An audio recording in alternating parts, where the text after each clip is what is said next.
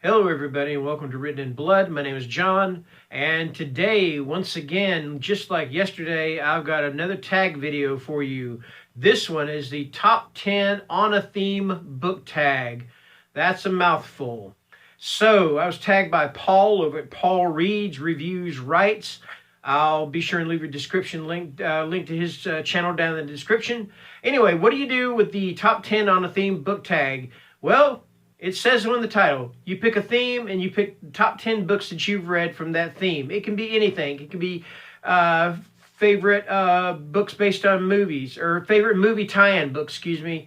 It could be favorite, it could be favorite books that became movies. It could be favorite, anything you want to do, all right? So, I believe what Paul did was a favorite short stories, or short story collections, I believe is what his was. So what I am doing is, and I thought about this long and hard. I thought, what do I want to do? I'm not really sure. Do I want to do werewolf? You know what? I did a top 10 werewolf or top 5 werewolf. Do I want to do vampire? I did vampires already. I don't want to do that one either. Do I want to do British authors? You know, do British horror authors? Yeah, I don't know about that one either.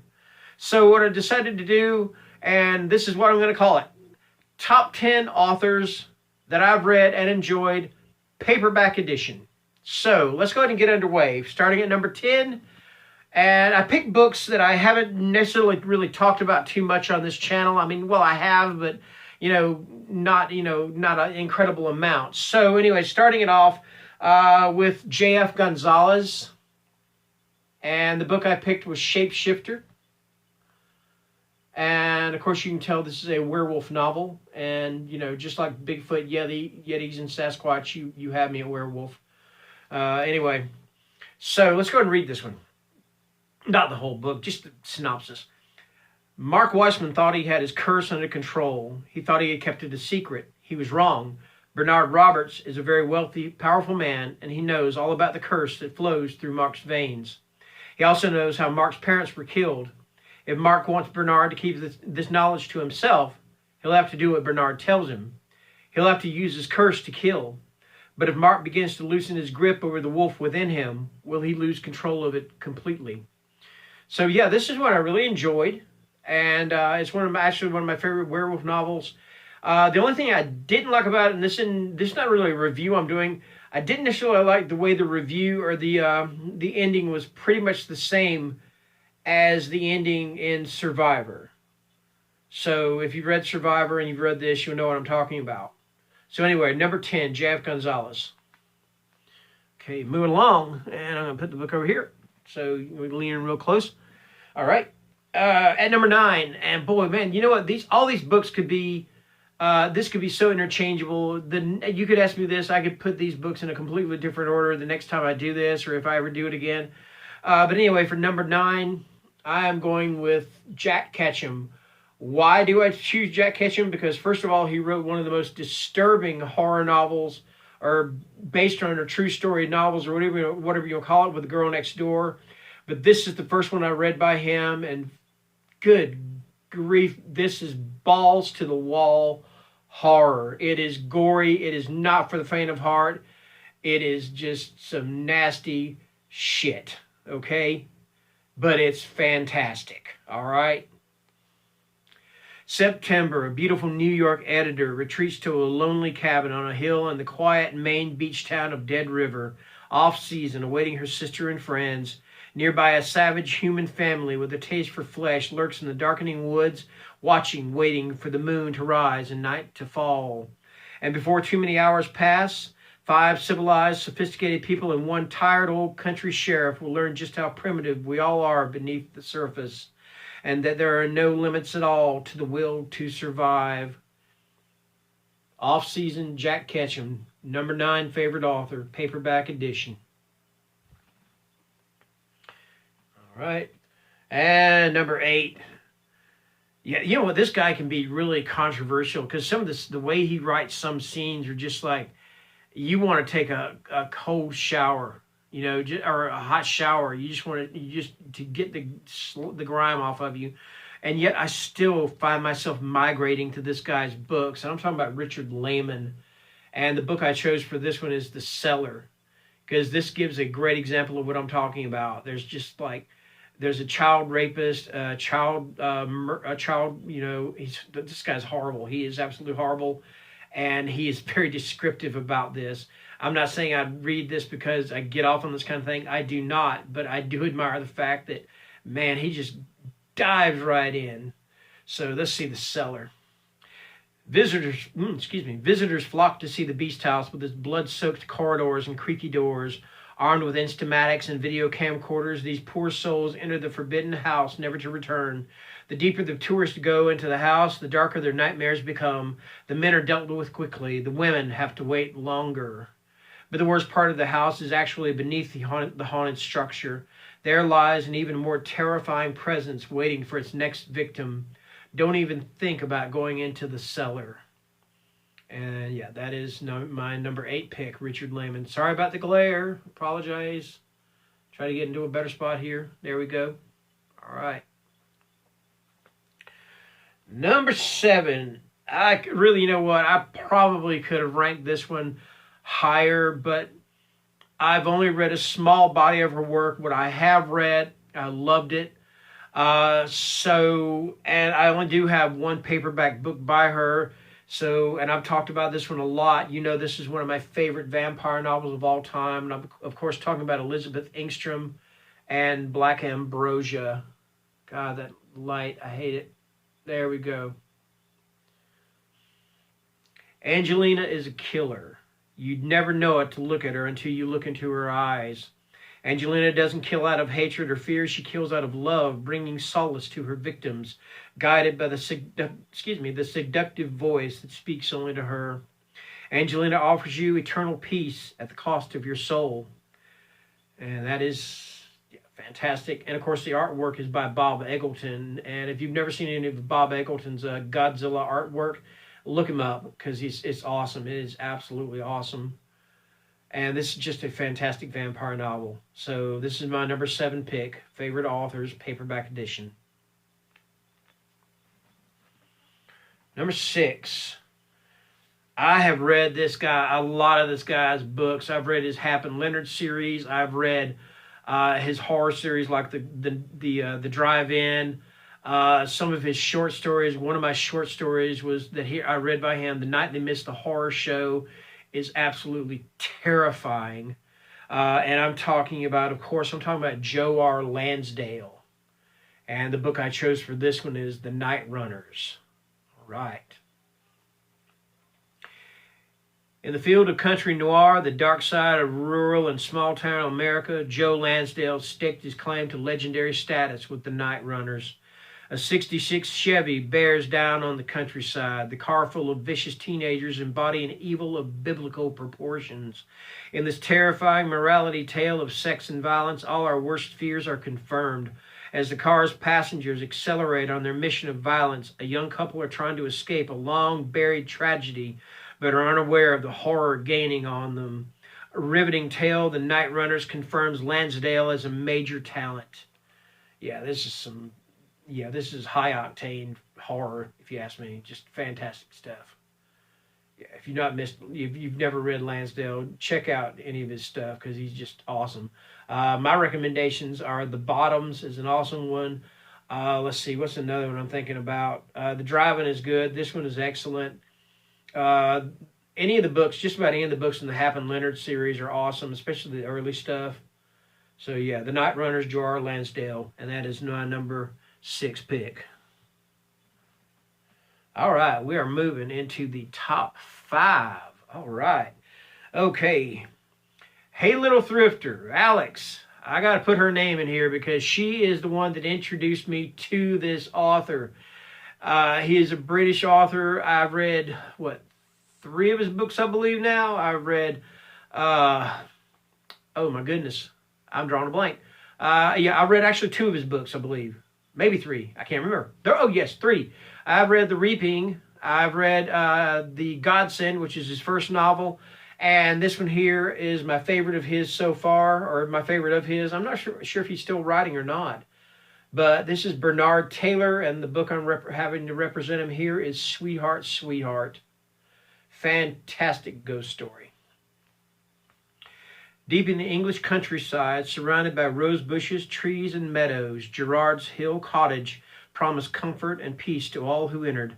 But beneath its placid surface seethed an aura of murder, madness, and betrayal. One by one, the inhabitants of the cottage died unimaginably gruesome deaths, the victims of an unholy force. Those who survived became the helpless prisoners of this ghastly evil, and their only hope for escape was unraveling the mystery behind the malevolent power that threatened to destroy them. And that is Sweetheart, Sweetheart. And that's my number 5 pick. And well, Bernard Taylor is my number 5 pick, represented by Sweetheart, Sweetheart. All right, next up, my number 4 pick. I've read a good bit of this guy's books. Some of his stuff, you know what, I've actually not been able to get through, and that's no slight on him. It might have been my frame of mind, but for the other stuff that I have read by him, I've absolutely loved, and he's to me one of the best horror writers of all time. And I'm talking about Ramsey Campbell. And the book I'm using for this time to represent him is The Doll Who Ate His Mother. I love that title. That title is freaky deaky. And look at that cover, man. That is just an awesome cover. Yeah, all right. It was a freak accident. The man had suddenly stepped into the road and the brakes had failed. Claire could only steer wildly, the car veering across the road, finally crashing into a tree and onto the curb. Now her brother Rob was dead, silent in the passenger seat, slumped against the door. He died of massive head injuries, but there was something else. His right arm was missing. Someone had taken it. That's all it says. I mean, you just sit there going, okay, wait a minute, who took it? That makes me want to read the book. I want to know who took it. I don't remember who took it because it's been a while since I read this book, but I remember I did enjoy it. Some of his other books I really enjoyed were The Nameless and The Influence. So yeah, that is Ramsey Campbell, The Doll Who Ate His Mother. And that's my number 4 pick. Favorite authors, paperback edition. Favorite horror authors, paperback edition. All right, coming into the top 3. Man, I agonized a while over this one. I did. I was sitting there going, yeah, who do I like? Anyway, so number 3, I'm picking. My gosh, I'm just dragging off here. I'm sorry about that.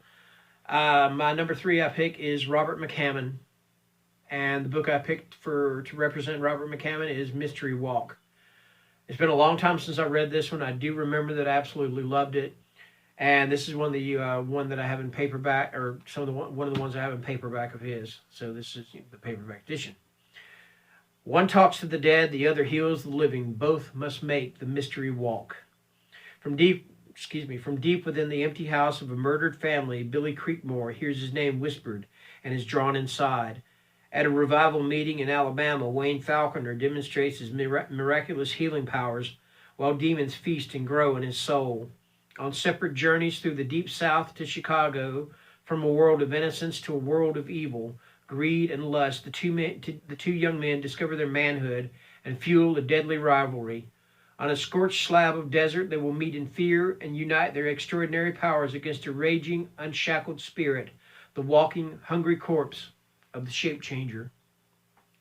That is Mystery Walk, Robert R. McCammon. That's my number 3. Number 2, I don't talk about this author very much, and I don't understand why I don't, because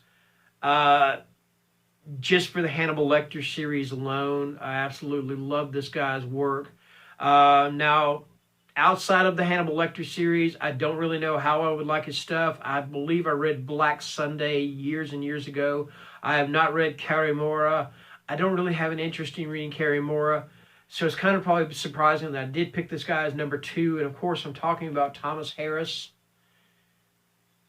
But I think I picked him as number 2 for the strength of the Hannibal Lecter series. And I'm going to use the first appearance of Hannibal Lecter, Red Dragon, to represent him. But you know what? I could have picked The Silence of the Lambs. Could have picked Hannibal itself, but I really wanted to do the one that started it all. And this, of course, was also the first appearance of Will Graham, who actually, to be honest with you, I think was a better character than Clarice Starling. Just looking back on it, that's just the way I feel. All right. In the realm of psychological suspense, Thomas Harris stands alone, exploring both the nature of human evil and the nerve-wracking anatomy of a forensic investigation. Harris unleashes a frightening vision of the dark side of our well-lighted world. In this extraordinary novel, which preceded The Silence of the Lambs and Hannibal, Harris introduced the unforgettable character, Dr. Hannibal Lecter, and in it, Will Graham, the FBI man who hunted Lecter down, risked his sanity and his life to duel a killer called the Red Dragon. Yeah, this is awesome psychological crime, horror, whatever you want to call it. It's awesome. That's my number 2 pick. And my number 1 pick, if anybody has been watching my videos these past, I think this is my 165th video. I don't mention this guy very much or this author very much. It's actually more than one person writing the books. But this is the one author whose books that I have read that I have never, ever been disappointed. I have some of his hardcover books. I've got some of his paperback books. They're all available in hardcover if you can find them. But the author I'm talking about and the book I'm going to use to represent him is called Hangman. And I'm talking about Michael Slade. I absolutely love this guy's work. The reason I love it is because it is part horror, part thriller, part police procedural. It just combines those three into just this. It just gels so well. It mixes so well. And Slade does his homework. He is such a meticulous researcher. I can't say anything bad about this author. And one of the other things I love about him is the fact that none of the characters in his books are inexpendable. And I'm talking about recurring characters, because a lot of his characters throughout these books have been recurring characters because they represent a division of the Royal Canadian Mounted Police called Special X. And some of the same characters are throughout every single one of his books, with the exception of Crucified. I do not think he used Special X in that book. If you wanted to do a least favorite of his books, that would be my least favorite. But I love the way that he does this amazing research on the stuff that he writes about and on the characters, that nobody is inexpendable. So here we go with Hangman. This is not my favorite. This is the one I have in paperback that I enjoyed the most. My favorite of his is Ghoul.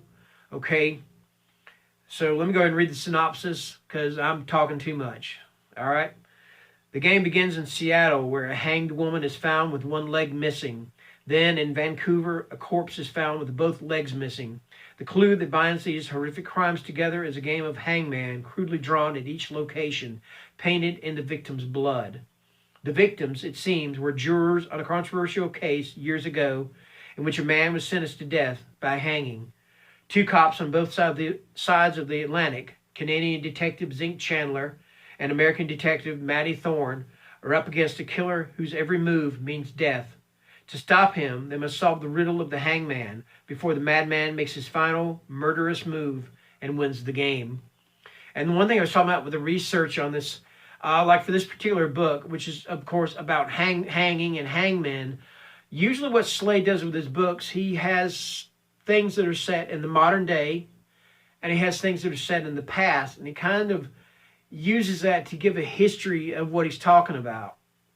So for this one, he gives a history of hangmen in Canada and a history of hangmen in America. Now, it's not exhaustive. We don't want to, it'd be a 500, 2,000 page book. I don't know.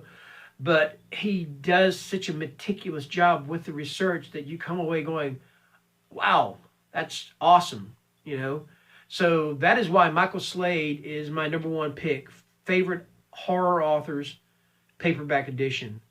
And you could say hardback edition with this one too, because I do love his work. So that's going to do it. That's my top 10 on the theme book tag. I'm not going to tag anybody. If you want to do this, have fun with it. Run with it. You're stuck in the house, right? So you might as well have a little bit of fun. Okay? So until next time, stay safe, stay healthy, stay home. Have a great weekend. Bye.